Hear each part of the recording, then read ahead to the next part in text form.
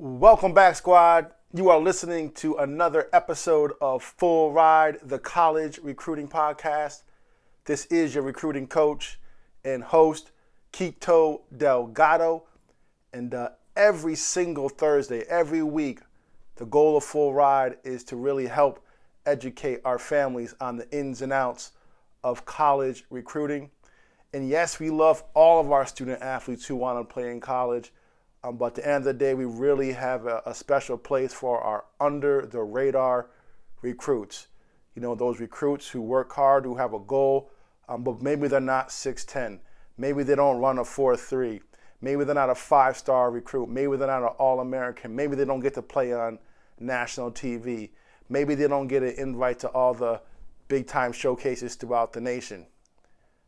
We aren't knocking the kids that do have those opportunities, but we realize that there are under-the-radar recruits who have some challenges that they have to overcome. And we want to be able to help provide some education, but also some strategy on how you can really take complete control of your recruiting journey. In other words, you want to help even the playing field for our under-the-radar recruits. And the reason why I say this and I'm so passionate is because I was once an under-the-radar recruit. You know, I played at a really small high school. I played on a losing team. And just because I went to one showcase one day, it was the right showcase that had the right coaches there, I was very fortunate and I was able to earn a full athletic scholarship to play at the Division I level for football. I eventually graduated from Northeastern University. And now through URECRUITU, we really just help educate, equip, and empower our student athletes to take complete control of their recruiting journey. So I'm really happy that you choose Full Ride as one of hopefully many resources that you turn to really better understand and navigate the recruiting process. Because ultimately we all know that it's the very first time that recruits are going through the process, but in many instances, it's also the very first time parents are going through the process. So we want to make sure we are able to help out mom and dad as well. So, got to say though, just full disclosure, I am recording this episode of Full Ride with a heavy heart. For one, as a matter of fact, I actually just came from a funeral, literally. It was in New Jersey, drove to New Jersey, just got back 15 minutes ago. A good family friend, his mom died suddenly of a heart attack over the weekend, right? So that was tough. That was a tough pill to swallow. And my heart, was obviously with him and his family, and then also his mom, who we all, affectionately call Tita Hermie. So my heart was already heavy, right? But then on Sunday to find out that my favorite athlete of all time, Kobe Bryant, and 8 other passengers, including his 13-year-old daughter, perished in that helicopter crash, that rocked me. I was like literally, it was so weird. Like I came home, I wanted to make chili. I came home with groceries and I was putting the groceries away. And then I get a text with a link from a friend. And it was just a text, like no words, nothing. It was just a picture of Kobe Bryant and the headline said, "Breaking news, Kobe Bryant dies in helicopter crash." I was like, and then like, he knows how big of a fan I am of Kobe's. And I was like, what is this? Is this a joke? So I click on the link and I read it. And I was like, what? And all I could do was reply to my friend, "What the," and you can fill in the blank.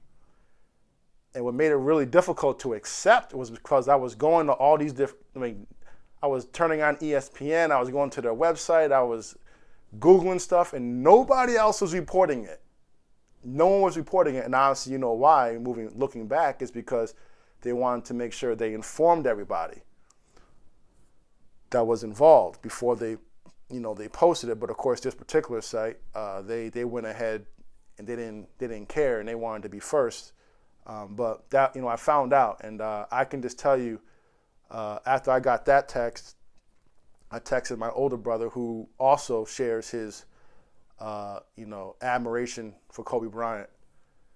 And I was like, yo, are you kidding me? And he was like, dude, I'm numb right now. I can't process this. And then as the more and more news came, to know that, Kobe and all the passengers, but, again, I don't know those particular, not that I know Kobe, but, obviously being a huge fan of his, to find out that in addition to Kobe, he died with his daughter, and being a father myself, that was just a lot to take. But I just want to, use today's podcast, my small platform. I know I'm not ESPN. No, I'm not CNN. I don't have 1 million followers on Instagram or Twitter. But for those of you who do tune in every single week, I just kind of want to share my thoughts with you on, why Kobe Bryant really elevated himself to be my favorite athlete of all time. But even more so post-career than during career, which may surprise you. I also just kind of want to share, why I connect with Kobe.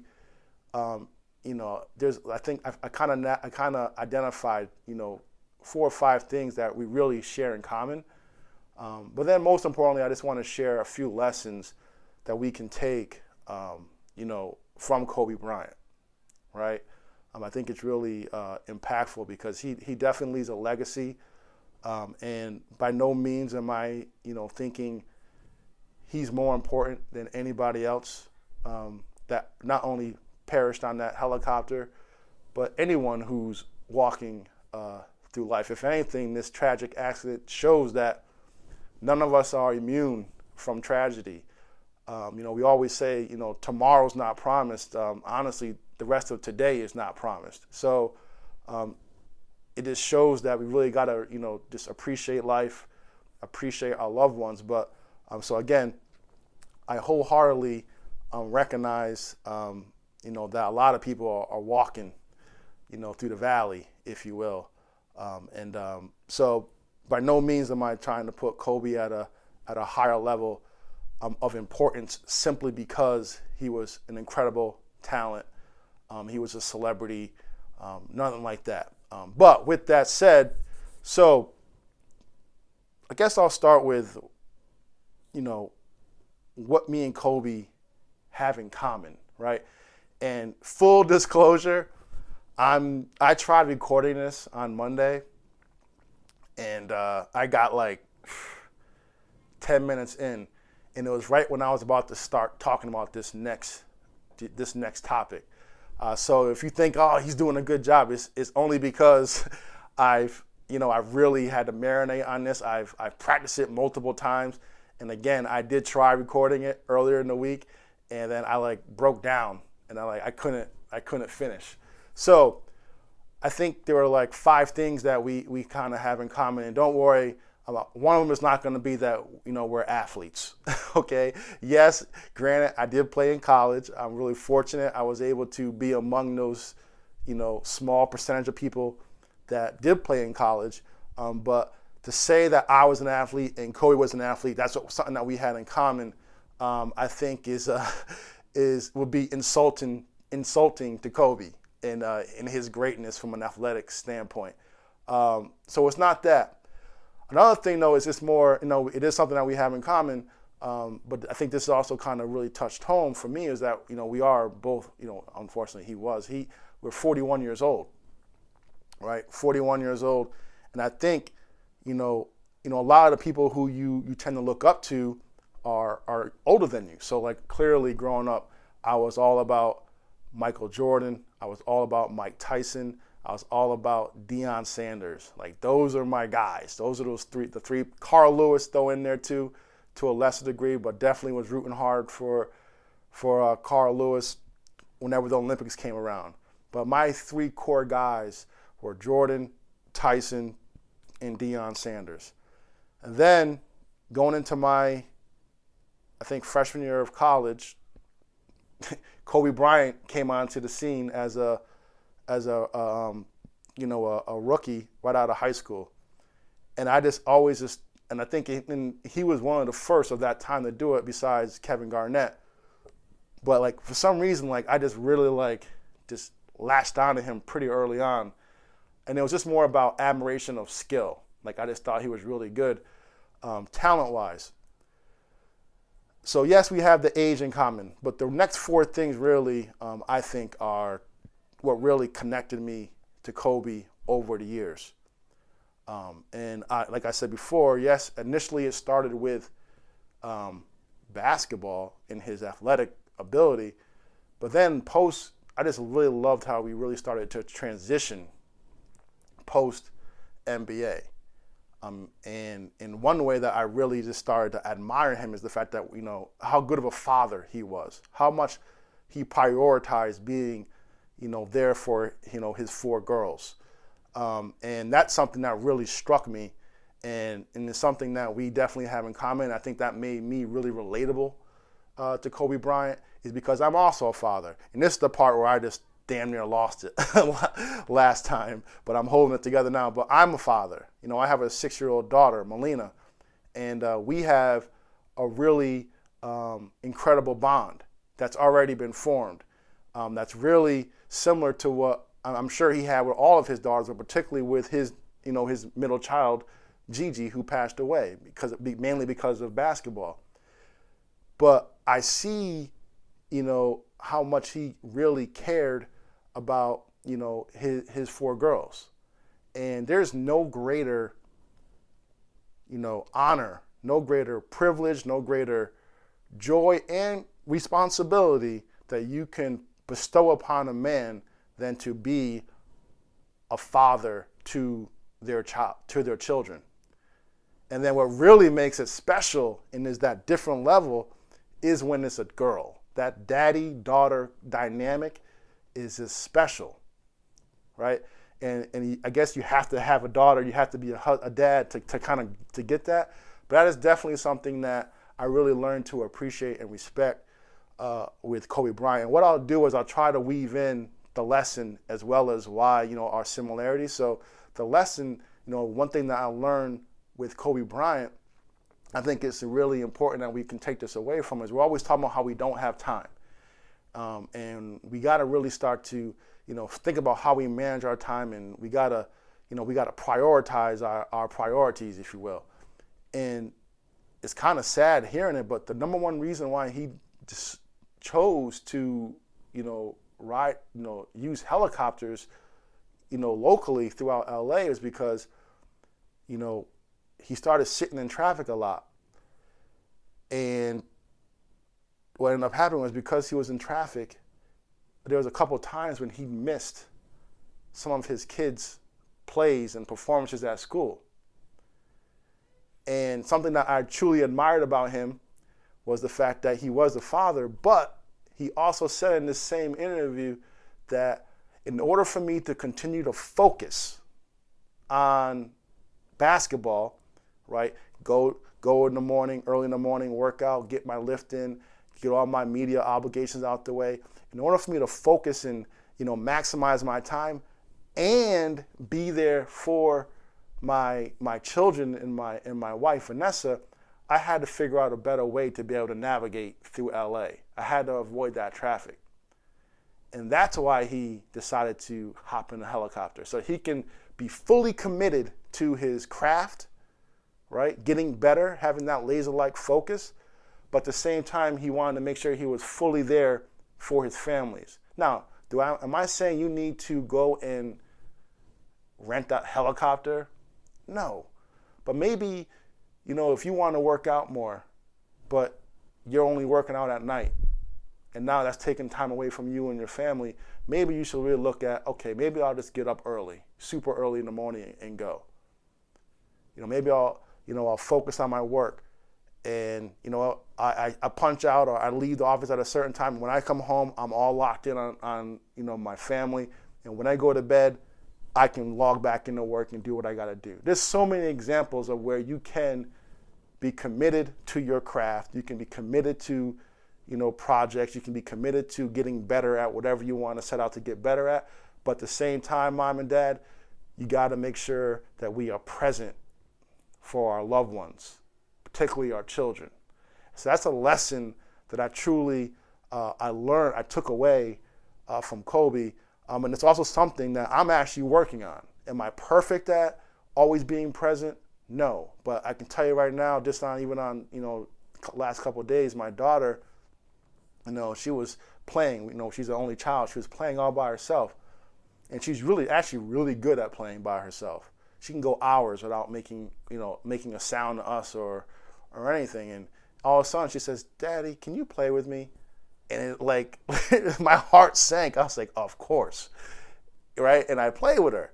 But maybe in the past I would have said, "All right, give me 10 minutes, honey," or "I'm doing this, I'm cooking," or whatever it is. I just think now we just have to, find ways to prioritize that. And so, just take it from Kobe from that standpoint. Number two, something that we both, have in common is the fact that Kobe, our love for sport, our love for competition. As a matter of fact, what everyone on that helicopter had in common, maybe not the pilot, I'm not sure, but everybody else on that helicopter had a love for sport.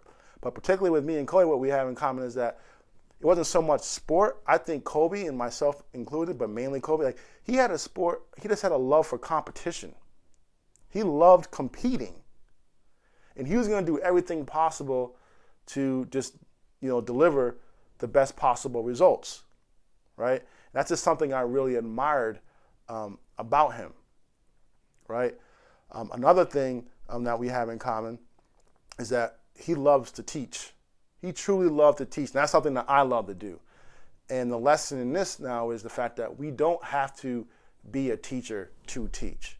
Mom and dad, you can teach your son or daughter, but student athletes, right? Teaching is all about just sharing your experiences with somebody else. That's ultimately what teaching is, right? You teach, you learn from a mistake, and now you go and you talk to somebody else about your mistake. So it's partly as being vulnerable, being honest. But we all have the ability to teach. And that is definitely something that I share with Kobe. And like now, I'm trying to teach as best I can. Am I perfect at teaching? Absolutely not. I'm not the best teacher, but I try to teach as best I can. And through URECRUITU and through this, the podcast Full Ride, you'll notice a lot of what I teach is all from experience. Whether it's experience that I went through firsthand myself, or it's experiences that I am now passing on. I'm sharing that I've witnessed from other families who I've worked with or spoken with, or coaches who I've interviewed, right? So we all have the ability to teach, regardless of age. My daughter, Melina, right now, she's in kindergarten. When she's in first grade next year, she can literally talk to a preschooler who was enrolling in kindergarten, because now she's doing something, she's already done something that now that 5-year-old is about to do. Teaching is all about sharing your experiences at the end of the day. So I encourage all of us to never underestimate our voices, our experiences, and what we have to give, right? You don't have to be a Kobe Bryant to be a teacher. You don't have to have a PhD. You don't have to have a master's degree to be a teacher. We all have the ability to teach. And with that in mind, number 4, I already talked about my age, 41. I joked about, being a former athlete. But mainly I've talked about fatherhood, talked about teaching. The third one now is, but the third one is storytelling. Storytelling. If you ever, and this kind of ties in with teaching. So Kobe loved to teach, but the way he taught was through telling stories. And many of us underestimate our own stories. We all think, I don't have anything to give. I'm not popular enough. I'm not rich enough. I'm not old enough. I'm too old. No one's going to listen to me. We don't value and we don't really believe that our stories have power. And that's what Kobe was all about. He was all about power. He was all about the power of storytelling. So I just want to encourage you, that's another lesson, is to share your story. Right? Never underestimate your story at all. But now I want to go back to, you can imagine, a lot of people will probably think that, as soon as I heard the news, like probably the first thing I did was, maybe went back and looked at all his old highlights and stuff. I'm going to get to that in a second, but truth be told, I didn't look at any of his highlights. Didn't really care to look at any of his highlights. I couldn't, honestly. I don't think mentally watch his highlights. But what I really want to do, what I was interested in, is just, and I've heard all these interviews before. I've heard all these episodes before, of podcasts that he was on as a guest. I've watched these interviews on TV. But I just wanted to revisit them. Because I always say this, you hear stuff that maybe you learn something new every time you hear something. Like if you would go back and listen to an episode that I did 10 weeks ago, and you listen to it for the second or third time, there's probably going to be something you learn the second time that you didn't catch the first time. You're going to learn something the third time that you didn't catch the second time. So there was a particular interview that he did with Lewis Howes, right, about when he was, and it's I forget the name of the podcast. I should know it. But it's something success. But it's the Lewis Howes. Let's just Google Lewis Howes, Howes, Kobe Bryant, right? And he did an interview on Lewis Howes' podcast. And it's a great interview. Really encourage you to watch it. But in the very beginning, he was talking about, Lewis was asking him about who are your best teachers that you've ever had. First thing Kobe said was his parents. And, I want to share a story that he talked about about his dad. So Kobe was saying at 11 years old, he, played in this prominent summer league that some Hall of Famers, all-time greats played in. Well, now he's 11 years old and he's playing in it. And he said he was terrible. Let's say it's a month or a 2-month summer league. He didn't score a single basket. I find it hard to believe, but I'm not going to tell Kobe he's a lie. He said he didn't score a single basket, right? So he shares how he was terrible, and at the end of it, he was crying. And his dad gave him a hug. And he says, Kobe, I don't care if you score 0 or you score 60 points. It's like, I'm going to love you anyway.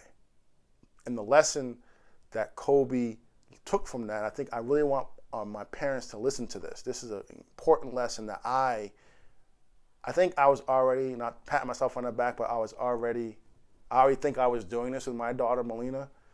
But now I'm hyper focused on paying attention to this moving forward. But he said the lesson he learned from that, it was okay for him to fail. It was okay for him to fail.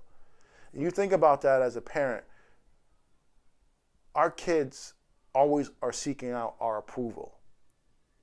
And if the only time we kind of prop them up, if the only time we let them know that we're proud of them is when they are successful at something, when they bring home an A, when they finish in first place, when they score 20 points, when they win some sort of contest, or when they win some kind of award, if we're only kind of, encouraging them and giving them a pat on the back, give them warm embraces when they do something well again, guess what? They're going to literally limit, the risk that they take because they want to try to ensure success.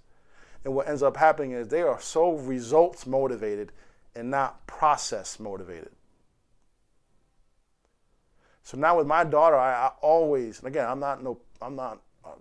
don't have a PhD, I'm not trying to act like I'm some know-it-all parent. I promise you that. Don't take it that way. But I do think that a lot of our kids would be better served if our parents focused a lot more on how they got to the result than the actual result itself. Praise the process. Praise the effort. Win or lose. Succeed or fail. Focus on the process. And that's something that Kobe really talked about, was that, okay, it gave me, so he followed that up. Lesson number 2 now, and now this is for my student athletes. Pay attention, please. He followed that up with saying, okay, so yeah, that made me feel good. It made me realize that it was okay for me to fail. But the hell with the 0, let's go get the 60. So his dad gave him the confidence to say, okay, it's all right for you to fail. But then at the same time, Kobe took it to that next level and said, you know what? I'm not okay with failing. I want to get 60. What do I have to do to get there? And what he said was between his 11th birthday and 12th birthday, he just broke down his games and he really focused on the fundamentals. He would work on little small aspects of his game. And he said the next summer he came back and he wasn't great, but he scored more points than he did the previous summer. And then when he went from 12 to 13, he said he continued to add, the word he used was menu. He continued to add to his menu, meaning he would work on his pull-up game. He'd work on his fadeaway, he'd work on three-point shooting, whatever the case may be. He was mastering the fundamentals, right? He was doing it over and over and over again. He wanted to change the result. He wanted success, and instead of just saying, okay, woe is me, okay, I want it, but then not working, he put in the work. So then the third year, the second year later, 12 to 13, he said he got a little bit better. And then he said by the time he was age 14, he said, I was killing him. So in a 2-year window, he said, I went from not scoring at all in Summer League to I was killing him. In his exact words, maybe not exact words, but really paraphrasing here, he says, the key is, he said, I had to rely on my fundamentals in order to get better. Where everybody else I was going against, they relied on their athleticism and their physical traits, their physical abilities, their height, their jumping ability. He was like, so eventually as I continue to grow, as my game continued to get better, I passed all of them. And at 14, he was the best player in the state. So I want to just encourage all my student athletes out there. Here's the thing. Talent alone has an expiration date. And what I mean by that is many of you, I remember, I'm not going to mention him by name in case he happens to be listening to this, but I remember vividly my brother, who also, by the way, is a huge Kobe fan, but I remember he had a guy in his team, CYO, basketball, towered over everybody. And he dominated CYO. He dominated, middle school basketball. But then eventually a lot of the high school players started to catch up to him. And in high school, he was still a good basketball player, but he was nowhere near dominant. And on my brother's team, he was like the fifth best guy in high school. Because the other 4 players just surpassed him. Because I think they weren't as tall as this individual. They weren't as strong as him. They worked on their fundamentals, their footwork, their shooting, their dribbling. So I want to encourage all you student athletes out there, and mom and dad, please make sure to listen to this, is yes, you want to get better, but you have to have maniacal focus. And you have to break it down.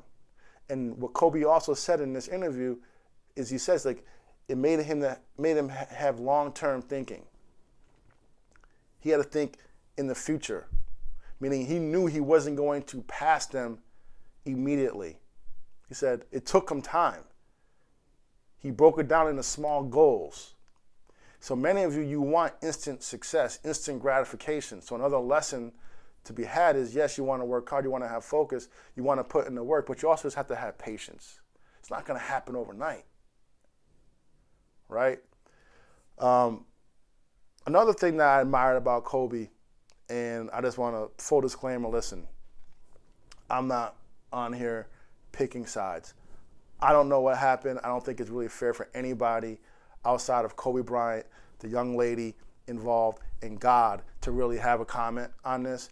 But we all know, if you follow Kobe, part of his story is an incident that was involving a young lady. And that's all I'm going to say. You guys can Google it if you just happen not to know what I'm talking about. Right? Regardless of where you fall on that, who you believe, who you don't believe, at the end of the day, what I really admired about Kobe from that point forward is not what he did or did not do, but how he responded. How he responded to adversity. Right? He ended up, really at the end of the day, just, I think that really had a profound impact on his mentality. And I just want to encourage all of you who are listening, husbands, wives, student athletes, sons, daughters, doesn't matter.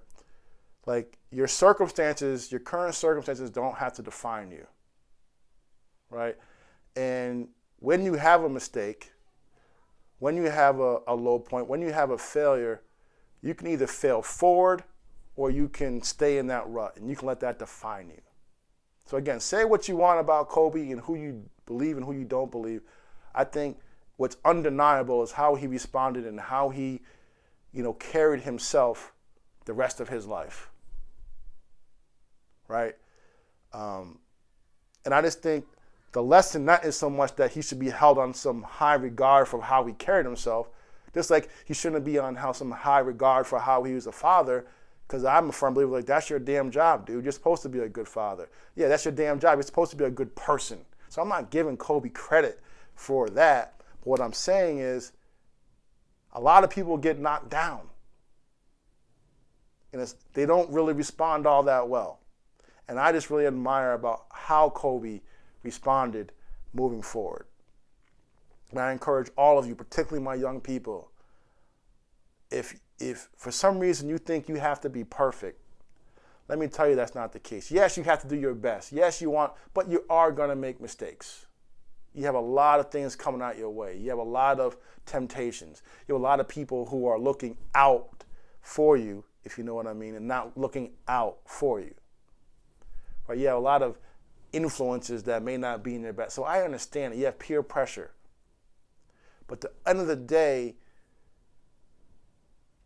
you make a mistake, how do you bounce back? How do you learn from it? How do you make sure you never put yourself in that same situation again? And that's what I admired about Kobe is how he carried himself after that. A couple more things that I learned from Kobe. And again, I'm sorry if we're not really talking about recruiting today, but I do think these are things that will help you be successful in life. And so you can apply this as parents, you can apply that as student athletes. But going back, Kobe talked a lot about fear. And again, going back to now storytelling, he shared stories to bring this out. So Kobe tells a story about how when he was younger, he was in a karate class.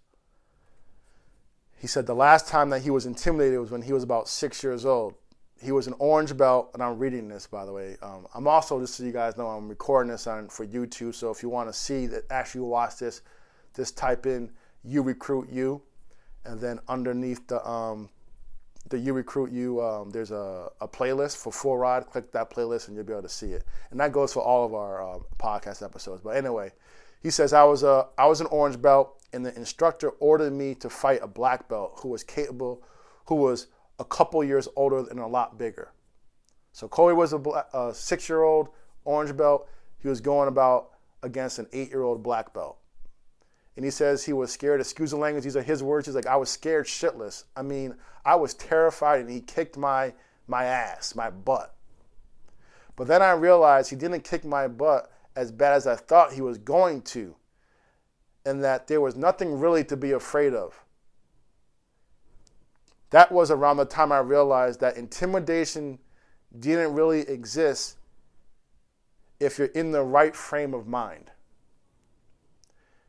Put another way, there's nothing to fear but fear itself. Many of us, again, regardless of age, we get so caught up in not doing something. We hesitate.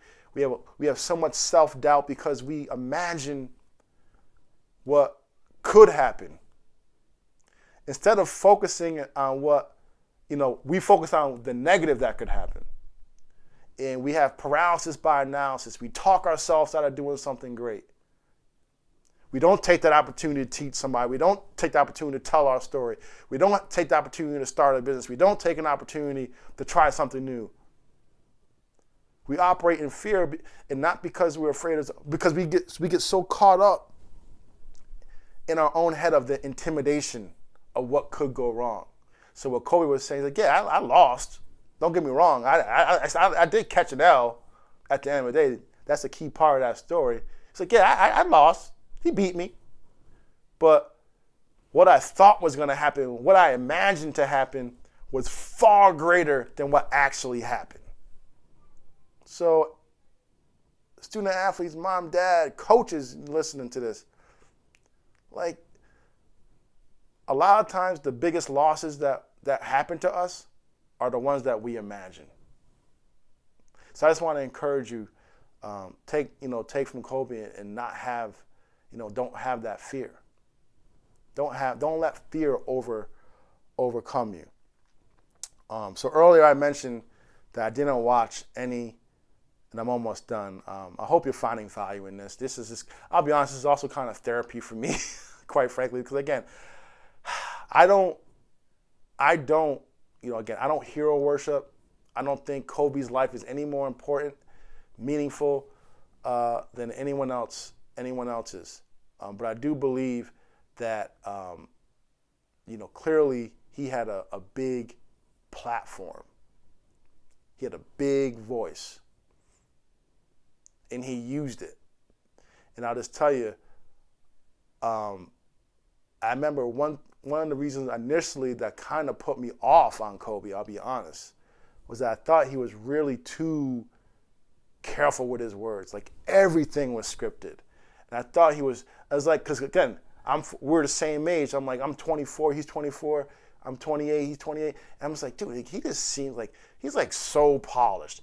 And like every word that comes out of his mouth almost seems scripted. It's like I almost had a problem with like, I thought he wasn't authentic, I always respected him. Don't get me wrong, I respected his game and I appreciated his talent and his ability, and I love greatness. Like I just admire greatness, and I always admire people who just, do everything possible to perfect their craft. So like that's what really got me on Kobe. But the one thing that always kind of irked me about him when I was younger was the fact that like he's damn near too polished. But now as an adult, now as a father, looking back on it, I truly believe Kobe was aware of the platform that he had.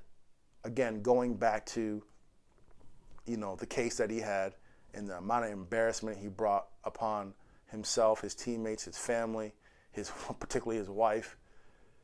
And he just realized, crap, like my words, my actions, they don't just impact me, but I have this incredible platform, and I need to really be careful with not only what I do, but with what I say. In other words, he realized that his words, carry a lot of weight, and that words matter. So I just want to, a lesson that I think we can all take from Kobe is our words matter.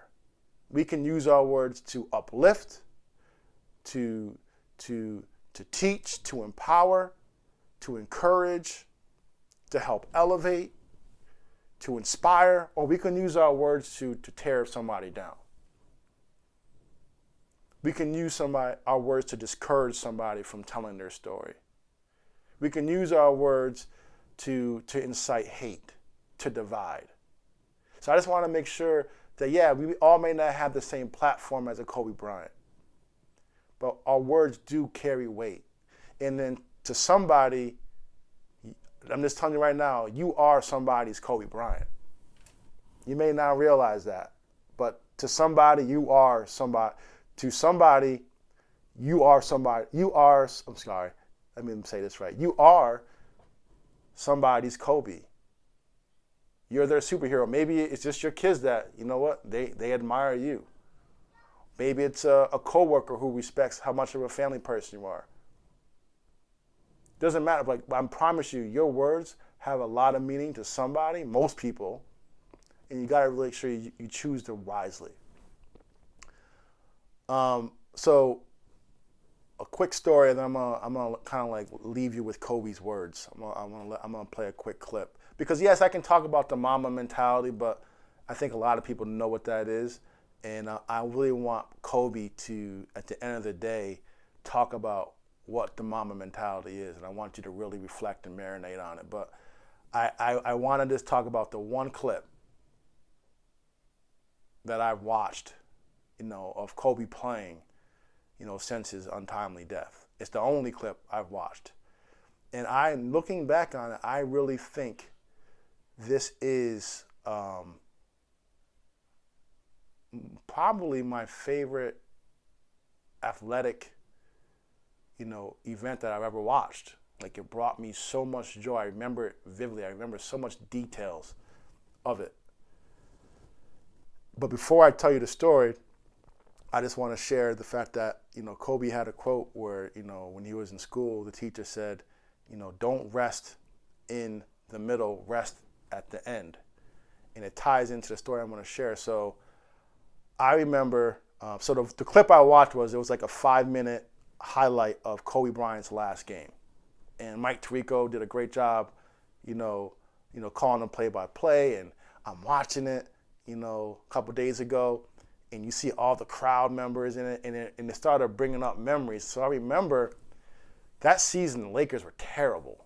Matter of fact, I'll be honest, I stopped, my friends beat me up about this because I don't have favorite teams. I don't root for teams. I root for players. So everyone says, oh, you're a Laker fan. No, I'm not a Laker fan. I was a Kobe fan. So, but at the same time, I value my time. So once the Lakers, I'm not that diehard fan that I'm going to watch games when you stink. So unfortunately, because of injuries, unfortunately because the team stunk, like the last 3 years of Kobe's career, I didn't watch any Laker games at all. I mean, they're playing on the West Coast. I'm on the East Coast. You want me to step out? You want me to watch a game that starts at 11 o'clock my time for a team that's 10-40? I wasn't that guy. So I'll be honest. Kobe broke his Achilles one of the seasons, and he came back. Another year, he had a best up shoulder. Like the last 2 full seasons before he got hurt, he barely played. So I didn't watch any games. And then even his last season, when he, announced he was going to retire at the end of the year, I wasn't tuning into the games. Maybe the last one at MSG, the last time he played LeBron, those little games. But for the most part, I probably watched 3 or 4 games his last season. But the one game that I was like, I'm tuning into was the last one. And I did it because I wanted to, in my own little way, show love to Kobe, support him, root him on one last time. And I remember, though, I was watching to start the game. I was pissed. And I was pissed because Kobe was starting off terrible. I think it was like 0 for 5. The Lakers, the team, that team was so terrible. But don't get me started. But they were getting beat by Utah. Kobe wasn't hitting. I was like, come on, Kobe can't go out like this. Come on, Kobe. But I kept watching. Kobe starts heating up, knocks a couple down. And I just remember fourth quarter, the team was down they always were down between 8 and 12 points. And I'm like, come on, Kobe, come on, man. And I was rooting hard for him. Hard. You would have thought, my wife would tell you, you would have thought I was watching a playoff game. It was game 7 of the finals. I never rooted harder for Kobe than that last night. Real talk. So I'm watching, and I'm like, come on, man, hit. Let's go. And I'm like, I'm screaming at the TV. And he catches fire.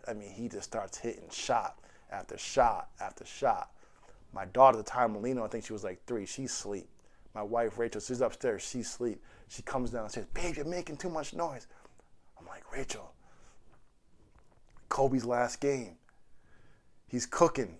He's putting in work. Watch with me. Please watch with me.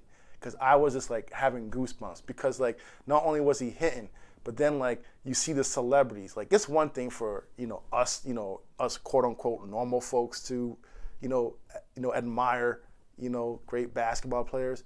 But when to see Jay-Z with his mouth wide open, Kanye West, all those guys just literally looking at Kobe Bryant like he was God. It's it is adds to it. The fans are going crazy. So it was this pump. And I so my wife, she watches with me, and and of course you guys all know what happened. He ended up scoring 60 points. But I was just my wife was sitting behind me on the couch. We had a little ottoman. I'm sitting on the ottoman literally inches away from the TV. And I'm like, come on, Cole. And I'm just going crazy. Crazy. And I just had such respect for the way he went out that last game. And it's the last lesson that ties in to what I want to share tonight. And it goes back to that quote, rest in the end, not in the middle, right? And what I get from that Kobe quote that he shares is the fact that he wanted to leave it all on the court. He wanted to empty out the tank. And it also shows, it goes back to the things that I most admire about Kobe. He loved sports, but he loved competition. But he also had an incredible respect for the game. He had incredible respect for his craft. And many of you young athletes out there, you don't respect the game enough. Yeah, you want to play, but you truly don't respect it. You don't respect the process. You want to play in college, but you don't respect what it takes to play